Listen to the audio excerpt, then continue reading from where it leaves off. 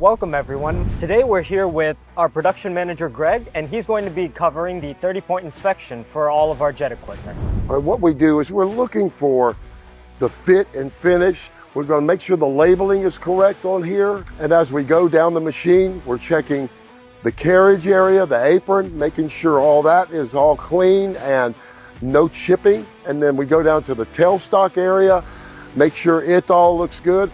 These are the electrical components on the back of our lathe. You can see the contactors, the overload, all this kind of thing. Every one of these wires are pulled and checked and up to spec on this. Well, next we do the pre-run and the pre-run inspection, and we're checking the oil to make sure there's plenty of oil in the machine. Then we also check the carriage assembly to make sure it's got oil here. And next we check all the emergency stops. We've got foot brakes here. We would depress those to check that. We also have the key. Whenever the chuck key comes out, that will automatically stop the machine. Also, we have an emergency stop here. So you have 3 separate areas for which you could cut the machine off. The next section we're going to check is the work lamp to make sure it works properly.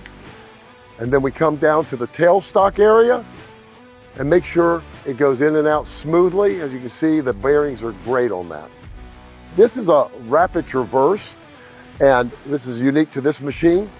As you can see, if you need to get from one end to the other, you can move it relatively quick and move it back. So this is a nice feature to have on such a long machine.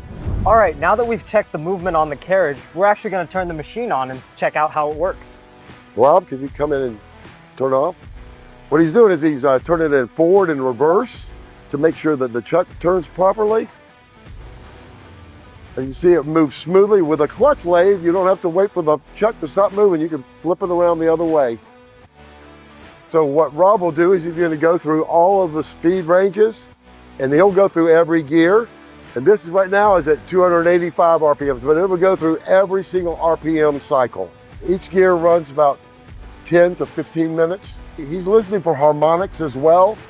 It sounds nice and smooth, so everything is going exactly how we would like for it to be. As the machine's actually running, what we do is make sure all of our standard accessories are here. We've got our steady rest, our follow rest. We have our toolbox here. We also have the faceplate. We have change gears over here.